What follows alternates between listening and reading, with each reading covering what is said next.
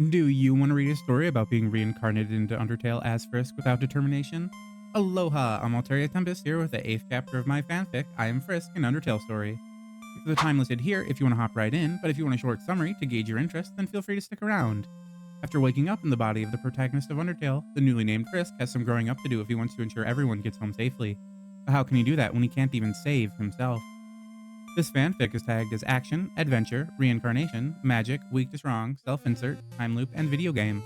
You can find a playlist with all the chapters on my channel or by following the link in the description below. If you can't wait for more, the actual fic is up to chapter 22 with around 50k words and also linked in the description. Make sure to drop a like and subscribe for more if you enjoy the story. The transition was almost instantaneous. 1 second, he was lying on the ground on the edge of a burning courtyard, and the next, he found himself on a bed of yellow flowers. Frisk had mixed feelings. Right now, he was relieved that Toriel should still be alive. It also helped that his body didn't feel like it would collapse. Frisk put his arms out in front of him and flexed his fingers. There was still a phantom pain where the thorns had dug in, but that had faded after a couple more seconds. But while he was excited that he had defeated Flowey, he still couldn't bring himself to feel good about what had happened. Those days with Toriel were gone, replaced with the memory of her being impaled through the chest.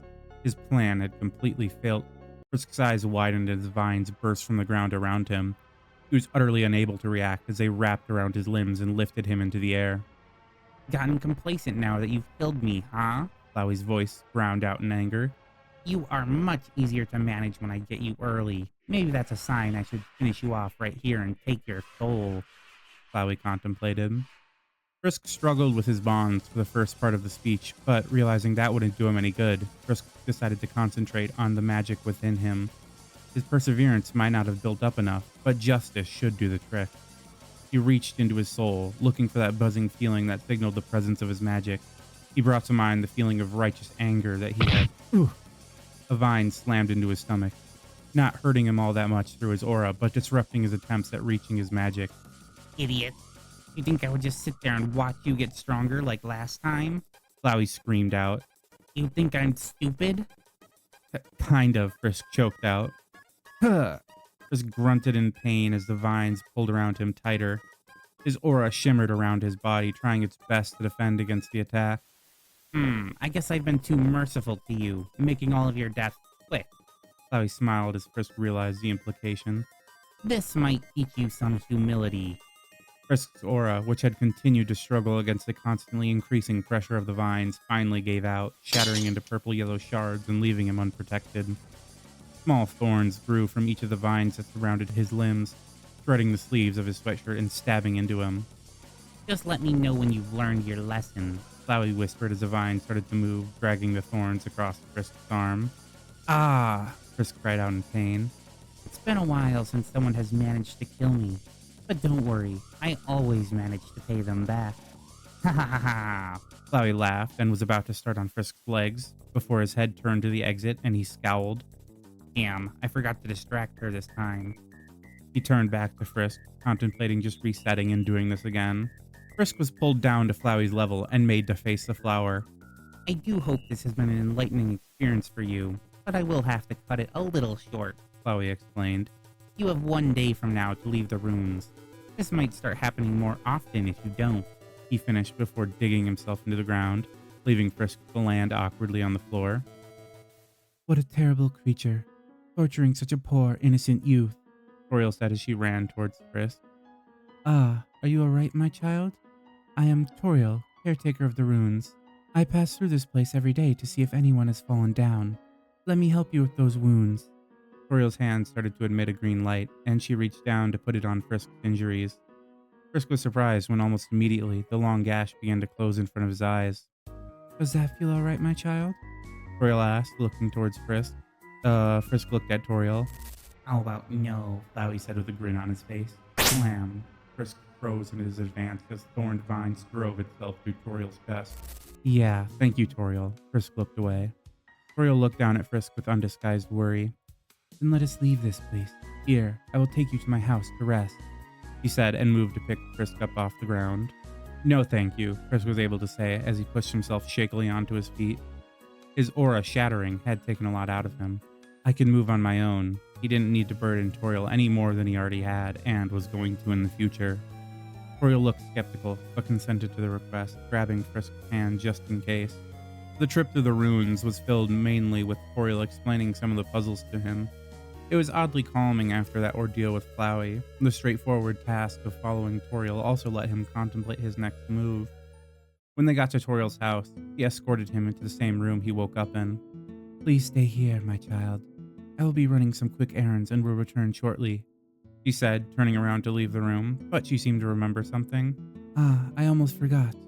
Which do you prefer, cinnamon or butterscotch?" she asked. Frisk was about to respond, but was interrupted. "Wait, do not tell me. Is it butterscotch?" Frisk was confused for a second before responding. "Actually, I like both." Toriel seemed surprised for a second before answering. "Very well then. Please rest while I'm gone." With that, she left the room. Frisk leaned back onto the bed and looked up at the ceiling.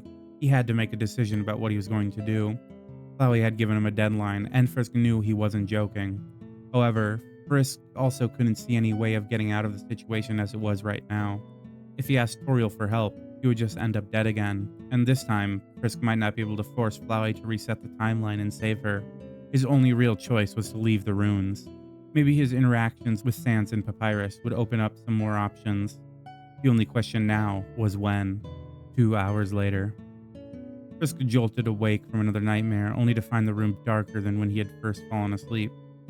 Sitting up and stretching out his arms, Frisk still felt low on aura, but the fatigue was gone. With a groan, Frisk got up from the bed, only to see a slice of pie sitting on the center of the room. His mouth watered. After finishing the pie, Frisk wiped the corners of his mouth with his ripped-up sleeves. His aura was now almost completely full, and he had decided to stay the night and leave in the morning. This decision had nothing to do with the prospect of more pie, and was completely logical. Frisk made his way out of the room and down the hallway. He glanced at the stairs to the exit before shaking his head and making his way towards the sitting room, where he found Toriel sitting in her chair by the fireplace. After a quick conversation with Toriel, where she told him he could stay here, Frisk sat down and decided to enjoy the rest of the day sitting with his goat mom. They spent the rest of the day either reading by the fire or talking about random things before they broke for dinner, eating the rest of the pie. Frisk went to sleep that night with a bittersweet smile on his face. The next day, Frisk sat on his bed, checking over everything for the last time. He had the cream-colored backpack that Toriel had given him yesterday, matching the lime with cream-colored striped sweatshirt that had replaced his old tattered one. He had just one more decision to make before he left, and that was if he was going to tell Toriel or just try and sneak away without confrontation. The strategist in him knew that it would probably be easier to sneak out, but the person within him knew how much that would hurt Toriel, and this person had been saved and loved by Toriel too many times to disregard her feelings for convenience. With his decision made and his right eye glowing a dull purple, Frisk stood up and made his way down the hall. This time, he did not spare a look for the staircase and walked right into the sitting room where Toriel sat, seeming like she was waiting for someone. "I was wondering if you would try and sneak out." Frisk flinched at the melancholy in her words. Maybe he wasn't as subtle as he thought last night. "I'm glad you didn't." He looked at Frisk with a hopeful expression. "I couldn't just leave you like that." Frisk started. "I don't think I have an answer that you will accept, but I have to try." He watched as Toriel's face grew into a deep frown. Toriel looked into Frisk's eyes, and she was even more depressed when she saw his right eye gleam in the light of the fireplace. She stood up as fast as possible and rushed past Frisk into the stairs. "Toriel," Frisk called out, following behind her. "Don't do this, please." Frisk followed Toriel through the long tunnel that led to the exit of the ruins. Toriel stopped near the door, and Frisk stopped behind her. "Every human who has come to my home meets the same fate," Toriel began. "They come, they leave, then they die. I have seen it again and again. If you go out of these doors, they, Asgore, and the rest will kill you. Please go back to your room. You must understand." She begged and looked at Frisk pleadingly. "Sorry, Toriel, I can't. How could I break the barrier if I can't leave the ruins?" Every word seemed to strike pain into Toriel's heart. "So you know about that too, and yet you still seek to change fate. Even knowing somehow what you do, you still can't see reason." Toriel's face hardened. "You are naive," she finished. "I don't know if I'm still naive," Frisk said with a sad smile. More stubborn or persistent, he finished and dropped down into a fighting stance. The shadows in the tunnel lengthened. Then you will prove yourself able to survive in this world, Toriel said as balls of fire formed around her, flickering with the shadows. I suppose I will, Frisk responded. He needed to be able to dodge all of Toriel's fire attack, and that meant speed, which also meant his justice magic would be the best option. But without a strong moral outrage to tie it to, his justice power only felt like a slight buzzing in his soul. It was hard to be mad at Toriel when what she was doing would be the right thing from her perspective. Luckily, Frisk could get around this by focusing his anger on the flower that had put him in this situation. While it wouldn't be as powerful, it should work as a stopgap. The balls of fire that Toriel had been preparing launched towards Frisk, and he dodged out of the way, this time being more aware of his surroundings when trying to activate his magic. Frisk finally managed to bring out his justice magic, and his left eye shone with the yellow power. Then, taking what was available to him, Frisk infused the energy into his aura, and small arcs of electricity sprang to life all along his body. This time, when Toriel swept her paws through the air, flaming spheres formed in its wake before shooting off towards him. Frisk was ready for them, and easily danced through them with his newfound speed, only to be caught by surprise when a sphere bounced off the wall and smashed into his shoulder, tossing him in the air with his power. Please give up, child, Toriel said, stopping her attack for the moment. I do not wish to harm you any further. Don't worry about that, Frisk replied, standing up, revealing the attack had done no discernible damage. You won't, Frisk said, returning to his stance. Toriel's face twitched, breaking from her facade of harshness. This time, she held out her hands, and twin fire streams came blasting at Frisk. Electricity arced across Frisk's aura once more, and he dashed to the left. It was difficult to avoid the twin streams in such a constrained area. Still, all Frisk felt through his aura was uncomfortably hot when they nearly grazed him. This was completely different from fighting Flowey. Frisk himself was weaker, and Toriel's attack hit with much more force than the flower's blows. But there was just something repetitive about Toriel's attacks. She took a while to switch from one attack to another, and sometimes used the same spell she had just used a few seconds ago. If Flowey was like dodging an MMA fighter, then Toriel was like avoiding a boxer, if said boxer only knew a few very powerful punches. There was also the fact that as the fight continued, Toriel seemed to be slowing down. It didn't seem like she was tired, just that she was slowly losing the will to go on with the fight. All of that suddenly changed when something unknown to Frisk caused Toriel to regain her will to battle. This time, Toriel put a lot of effort into one attack. With the floor, two massive fire tornadoes spun to life and roared towards where Frisk was backed up against the wall.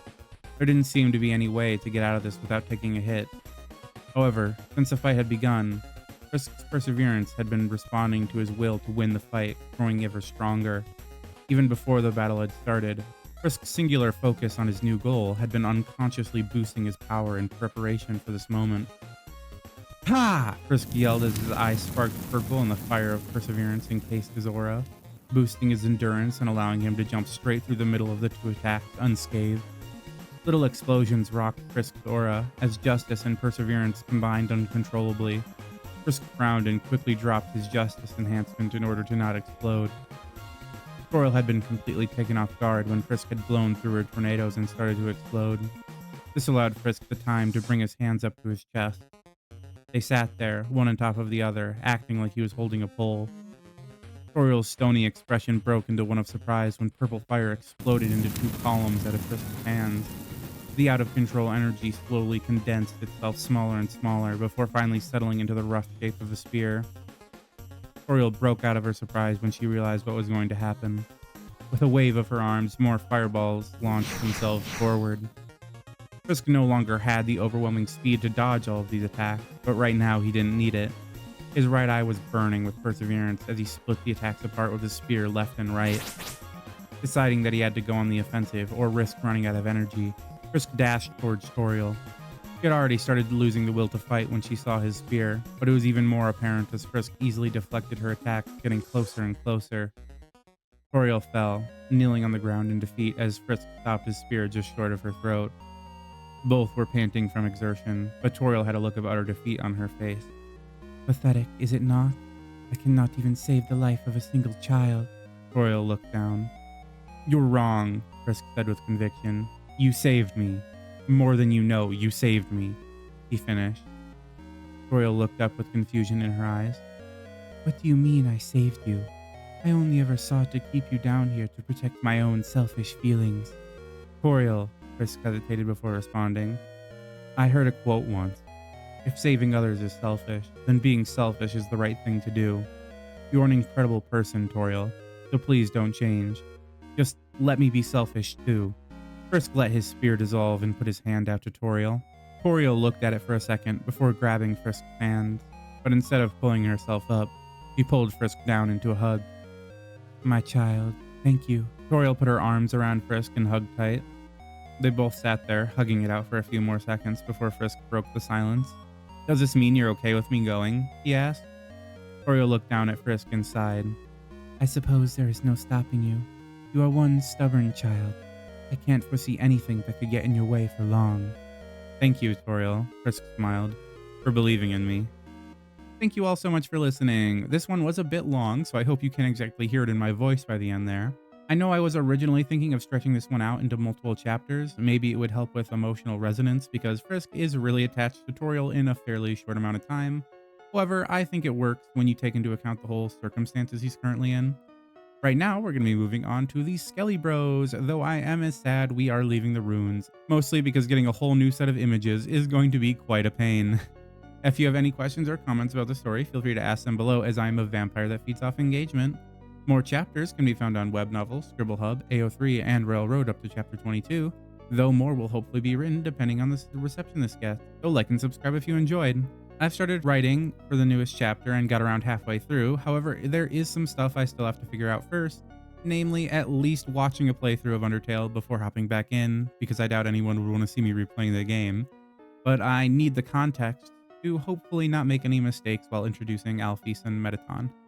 I'd like to especially thank everyone that's still here at the end of this video. It's been amazing seeing you all subscribing recently, and I hope to keep that going. Adios and have a great rest of your day.